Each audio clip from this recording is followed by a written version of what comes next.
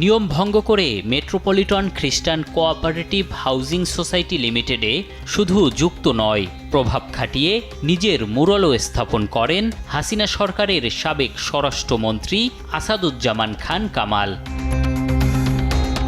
তবে খ্রিস্টানদের সংগঠনে কেন সাবেক স্বরাষ্ট্রমন্ত্রী, এমন প্রশ্নের উত্তর জানতে গেলে বেরিয়ে আসে থলের বিড়াল। খ্রিস্টানদের দাবি, সবার চোখকে আড়াল করে অবৈধ কালো টাকা নিরাপদে রাখতেই এই সংগঠনটি বেছে নেয় কামাল। স্বরাষ্ট্রমন্ত্রীর মানে লেখা আছে স্পষ্ট, আমার কাছে সে ডকুমেন্টসটাও আছে। এই স্বরাষ্ট্রমন্ত্রীর টাকা আমি এর আগে তো আমি শুনেছি যে আমাদের প্যানেল মেয়র যেটা ছিল যে কিরণ সাহেবের, এইরকম একটা শুনেছি আর কি।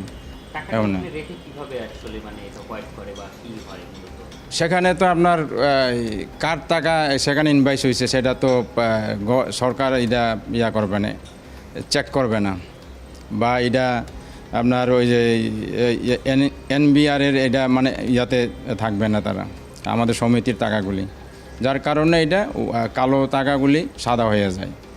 এইভাবে করে মনে করেই তারা মানে হয়তো রাখা হয়েছে। তাকে এ সুযোগ করে দেয় সংগঠনটির চেয়ারম্যান আগস্টিন পিউরিফিকেশন। নিয়মের বাইরে এমন কাজে বাধা দেয়ায় সাবেক স্বরাষ্ট্রমন্ত্রী ও আগস্টিনের রোষানলে পড়তে হয়েছে অনেককে। এটা তো আমরা তো সাধারণভাবে লোন চেয়ে লোন পাই না, আর এরা বোর্ডে আসলেই তারা দেখা যায় কোটি কোটি টাকার মালিক হয়ে যায়, কিন্তু এদের বিরুদ্ধে কেউ কোনো সাহস করতে পারে নাই।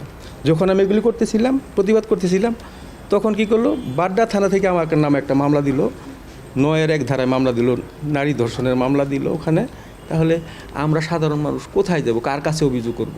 রাষ্ট্রে এমন কোনো কেউ নাই যে আমাদের সঙ্গে দাঁড়াইবে, মানে কোনো প্রশাসনিকভাবেও সাহায্য পাইনি আমরা। আইনকে ফাঁকি দিয়ে, আইনকে কিনে নিয়ে আজকে সে অবৈধভাবে 4 টার্ম ধরে সোসাইটির দায়িত্বে রয়েছেন।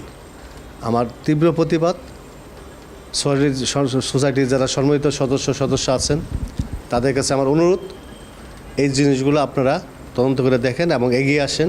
খ্রিস্টানদের সংগঠনের প্যাডে বিজ্ঞপ্তি দিয়ে কোটা বিরোধী আন্দোলনে খ্রিস্টান সম্প্রদায়কে ছাত্রদের বিপক্ষে দাঁড় করানোর চেষ্টাও করে কামাল আগস্টিন চক্র। সরকার পতনের পর শুধু সাবেক স্বরাষ্ট্রমন্ত্রী কামাল নয়, আত্মগোপনে আছে আগস্টিনও। তাই খ্রিস্টান কোঅপারেটিভ হাউজিং সোসাইটিতে গিয়েও মেলেনি কোনো বক্তব্য। খ্রিস্টান কোঅপারেটিভ হাউজিং সোসাইটি লিমিটেডের অর্থের হিসেব তদন্ত করলে আরও অনেক অবৈধ অর্থের সন্ধান মিলতে পারে বলে জানিয়েছে সংশ্লিষ্টরা।